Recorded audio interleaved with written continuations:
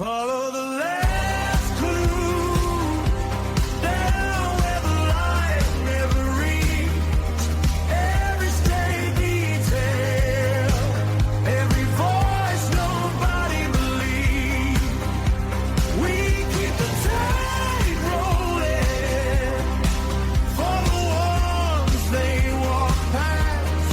Follow the last clue till the truth looks back. The Last Clue is a production of Smith Media Team, LLC. If you have any information about a case or cases, please email us at info@smithmediateamllc.com. Listener discretion is advised. Some content may be upsetting to listeners. Now, we are diving into a topic that has surged back into the public conversation. Women on death row in the United States. I'm not one of them. And there's a reason this conversation is resurfacing right now. Mm-hmm. The recent release of the Netflix documentary Maternal Instinct has reignited national interest in the small but deeply complex population of women sentenced to die. The documentary follows the horrifying 2020 murder of 21-year-old Reagan Simmons Hancock in New Boston, Texas.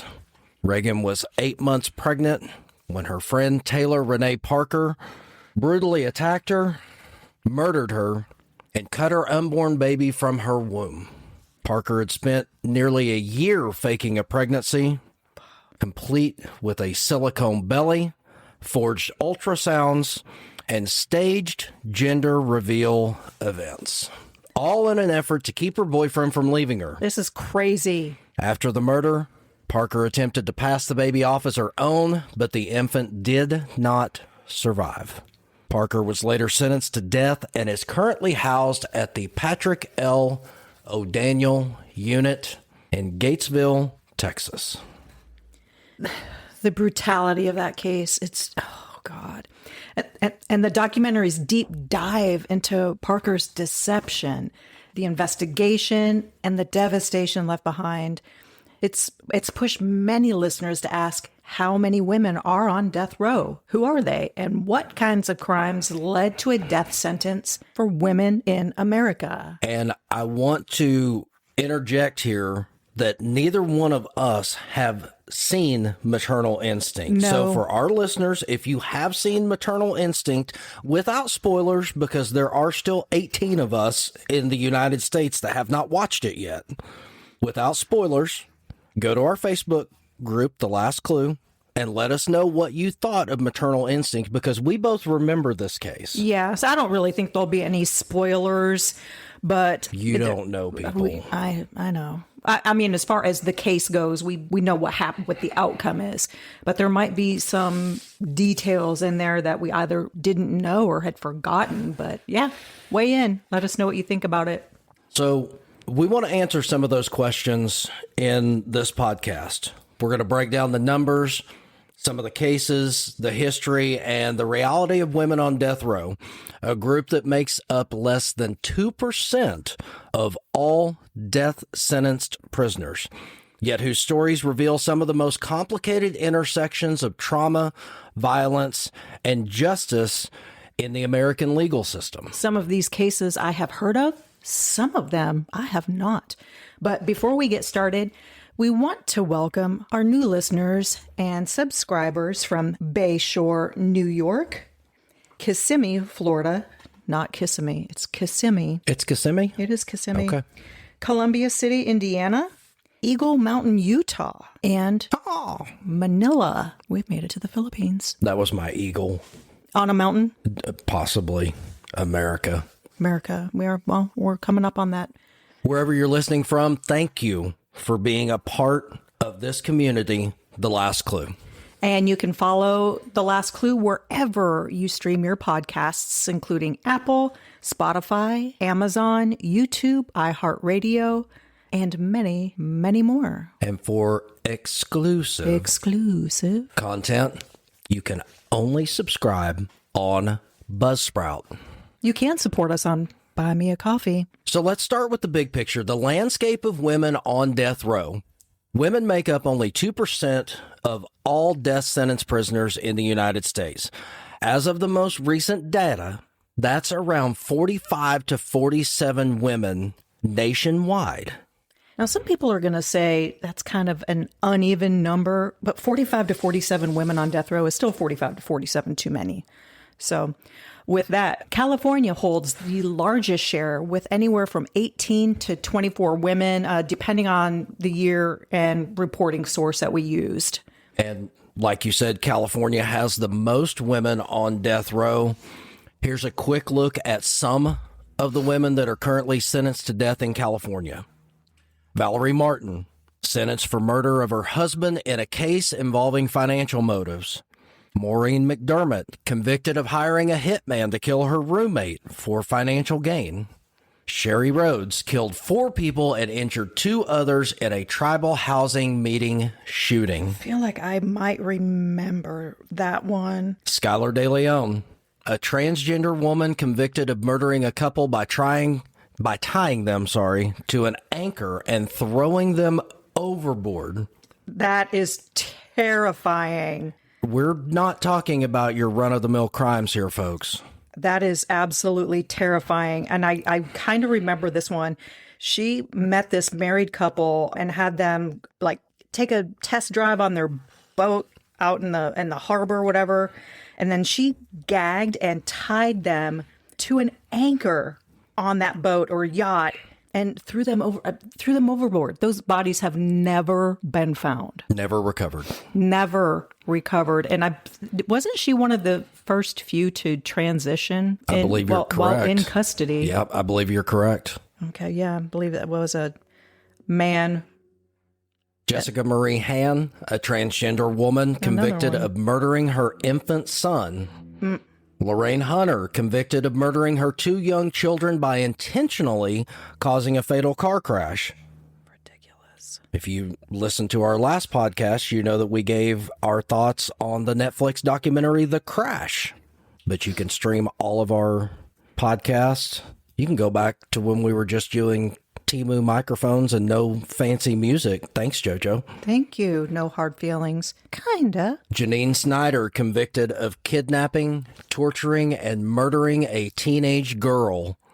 What? Cynthia Kaufman, convicted of kidnapping and murdering multiple victims with her partner. What in the... I'm getting mad. Socorro Cairo, convicted of murdering 3 of her 4 children. There's a theme here. These cases vary widely from intimate partner murders to serial killings to crimes involving children. That's making me mad.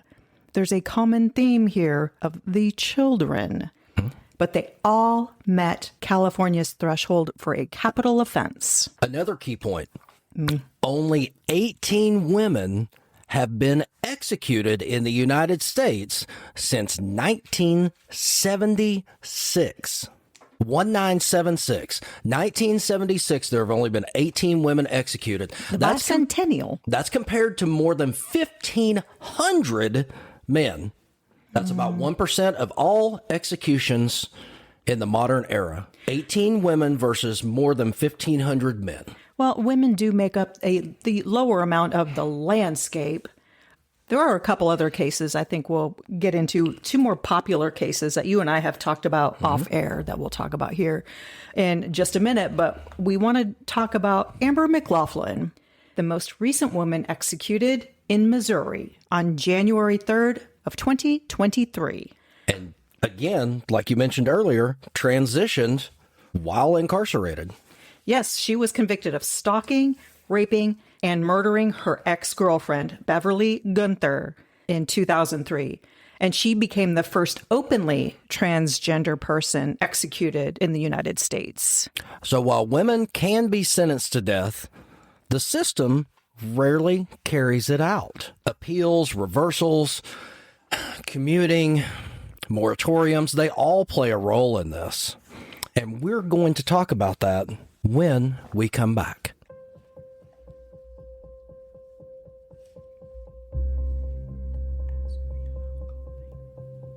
Late night, Headphones on,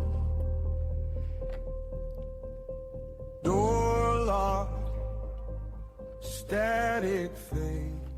So, I see your coffee mug over there. So this is my beautiful coffee mug that says sarcasm served daily, and it is full of no shift coffee. Shift. Tell. I want to be very careful. No shift coffee. It's a coffee brand built for workers, creators, parents, drivers, tradespeople, and anyone grinding through long days. Their motto says it all. Some clock out, others don't. And that's who No Shift Coffee is for. The people who keep going long after the shift ends. So in this particular mug, I have the s'mores flavor. I don't know if you can smell this. You should be able to, but this is a toasted marshmallow, chocolate, and graham cracker flavor, all somehow built into these grounds of coffee that are in my French press. My French press looks like it's smiling right now. I don't know if it is, but this is a fantastic coffee. And here's the thing. We encourage everyone to take part in No Shift Coffee Company, LLC. Whether you're hustling through a double shift or just trying to get the kids out the door, No Shift has your back. Fuel your grind with No Shift Coffee Company. And we'll include the link in our description. Then a quiet clock, name on a page, filed and forgot, someone's whole life, trapped in a footnote. Let's talk about where these women are housed. Women on death row are usually placed in high security units inside existing women's prisons, not in separate death row facilities. And California recently moved all death sentenced women into the general population. Good. At the Central California Women's Facility. Their sentences remain, but their housing changed. Texas, on the other hand, still houses its condemned women at the Patrick L. O'Daniel unit in Gatesville, which used to be known as Mountain View, if memory serves. Florida maintains a segregated protocol at Lowell Correctional Institution. So we talked about Taylor Parker a little in the intro, but she's not the only woman at the O'Daniel unit convicted of a crime involving the abduction of a mother and her baby. This is so crazy. Another woman housed there is Linda Carty. She is a former school teacher and DEA informant. Oh. In 2002, she was sentenced to death for the kidnapping and murder of 20-year-old Joanna Rodriguez, a young mother whose newborn son, Carty, she intended to steal. Rodriguez was suffocated and her baby was found alive in a separate vehicle. Carty has long claimed she was framed by her co-defendants who were involved in drug activity. Well, I believe they all were, because this is a very harebrained scheme. It's all just madness my brain hole cannot comprehend. So now, how do women end up on death row? Well, capital sentence requires more than a murder conviction. The crime must meet the state's definition of a capital offense. And while every case is different, many women on death row were convicted of killing family members or intimate partners. And if you've listened to this podcast long enough, we have told you there are 3 reasons for murder. If you want to know those 3 reasons, go back to our catalog because we have covered it ad nauseum. There are 3 trails that you can follow to find a reason for murder. But often in these situations, they involve long histories of abuse. The appeals process can last decades, and some women have been on death row since the 80s or 90s. And, you know, their daily life is just like any other prisoner, kind of. It often includes 23-hour lockdown, limited programming, restricted visitation, I can't imagine. Oh, I wonder why. Minimal contact with other inmates, and, you know, there's some constant uncertainty because you don't know if you're going to have the opportunity to tell your story again. You don't know if new evidence is going to come up in the case. There's constant uncertainty because you're so segregated, but it's the crime you committed that has segregated you from life as you know it. And of course, it depends on where you're at, because they just, was it California? They put everybody in Gen Pop. So I think it's just constant uncertainty. But there's a couple other cases that I kind of wanted to throw out here that we didn't talk about because we were kind of focused on California. I love this. One of them that has come back into the mainstream more recently is Darlie Routier. I don't know if you remember this one. It was also in Texas back in 96. She had fallen asleep. Allegedly, she had fallen asleep on a couch and woke up to an intruder and chased him out of the house and found that her throat had been cut and that 2 of her 3 children had also been stabbed to death. My Microsoft 98 processor is firing on this. I am slowly remembering this, but I would like to hear more. So her kids were like 5 and 6, 6 and 7, somewhere around those ages, but both of those boys died. And she was convicted of murder of one of them and is on death row for that. And she's never been tried for the other one at this time. But at the time, her husband and infant were upstairs sleeping and were not harmed. So she's sitting on death row, and this one's coming back in because they are doing more and more DNA testing. I guess there was like a sock and a fingerprint found at the crime scene. So the husband and one of the children is upstairs asleep, unharmed through this entire scenario. Correct. She is injured, and children pass. She's on the couch. Downstairs. We guess. Yeah, downstairs. And she wakes up to an intruder. Chases him out. While a husband and child are upstairs unharmed. Mm-hmm. Well, I mean, she's on death row for the murder of one of the boys, but her, obviously, and I say obviously, but I'm sure you can imagine, she is now divorced. Oh, really? Yes. So she's on the market. Yeah. But her ex-husband believes she's innocent. And this is the ex-husband that was upstairs asleep? Yes. Okay. I mean, of course he thinks she's innocent. If she legitimately woke up to an intruder and the husband and one of the children is upstairs unharmed during this entire scenario, I would take a look back at the picture as a whole, because again, I hate to keep harping on this, but there are 3 reasons for murder, and one of them potentially could be upstairs.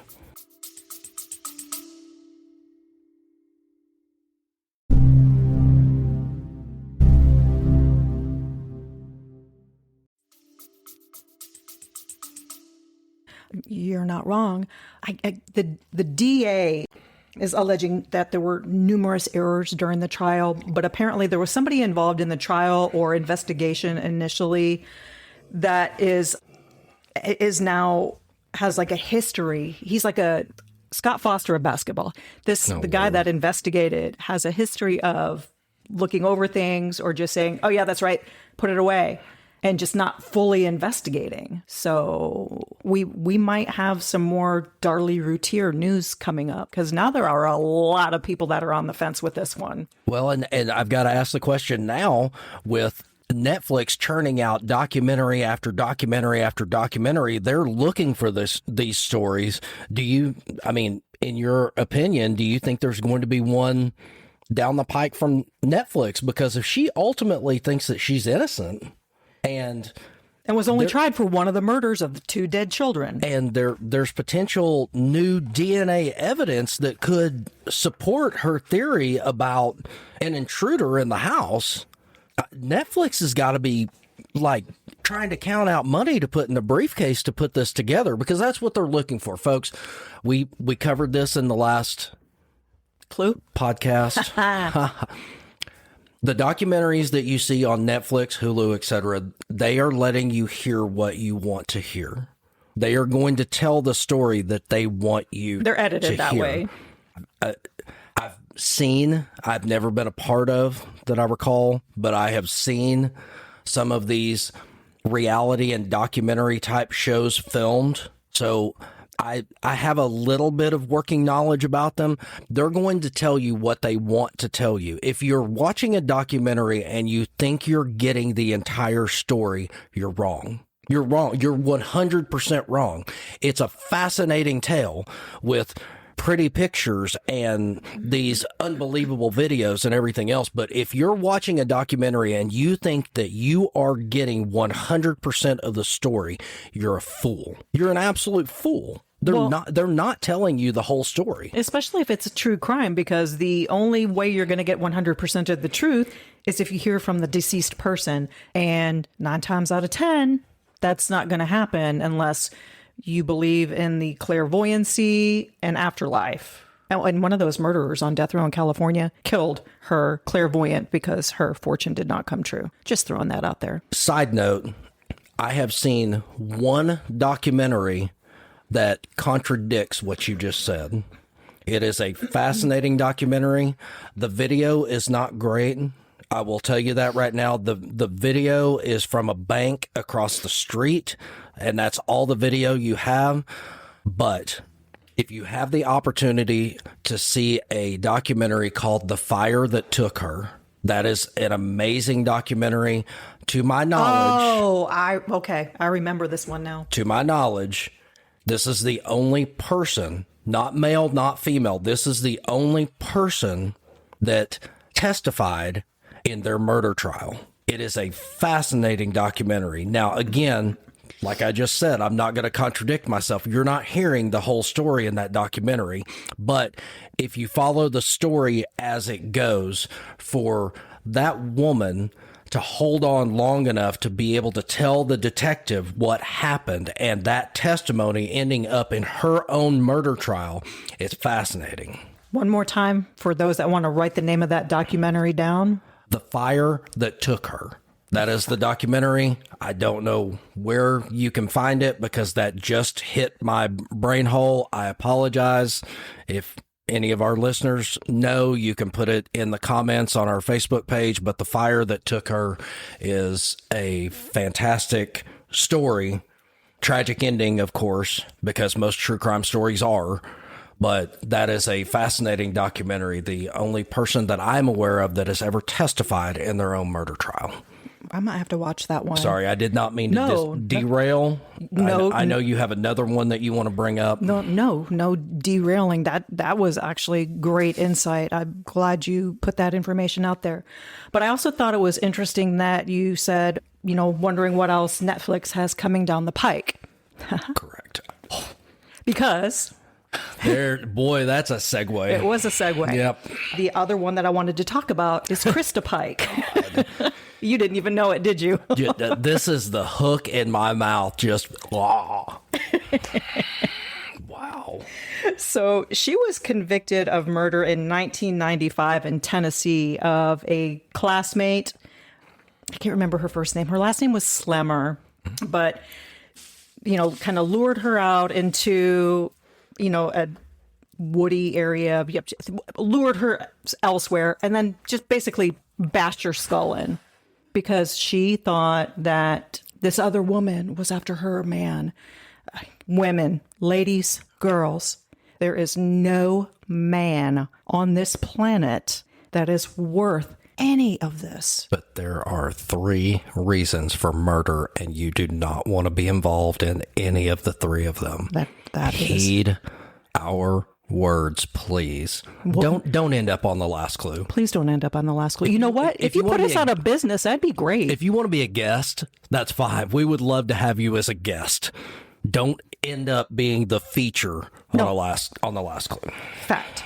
So, correct me if I'm wrong, but isn't Krista Pike like the only woman on death row in Tennessee, or longest standing woman on death row? She's a statistic in any case, but she kept a piece of the skull as a souvenir.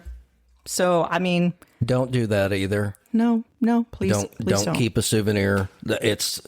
It kind of goes back to the breakup, when man and woman like each other, man and woman are going to live happily ever after. Man and woman don't like each other anymore. They break up. Don't keep the sweater. Just go. Just let it. Clean break. Let him have it. Clean break. Let him have it back. You'll find another sweatshirt. Take your cat, leave the sweater. Sorry, I'm all Keith Urban there. But in any case, she actually has an upcoming scheduled execution date, assuming all appeals and so on are denied, don't go through, exhausted. She's scheduled for execution on September 30th of this year, 2026. Yeah, that's going to be an event in Tennessee. I know a lot of people have been recently focused on the Carmelo Anthony trial, et cetera, but you talk about an event and where there's going to be a lot of boisterous opinions and heat, fire. That is one that's going to captivate a region, if not a nation, because that story is wild. Yeah. Oh. But look out for that, Krista. September 30th. You have an expiration date set, ma'am. We're going to take one last break, and when we come back, we're going to come back with Clueless.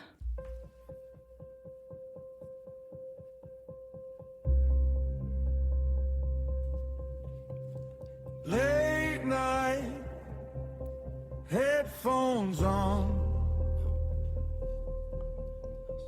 door locked, static fade.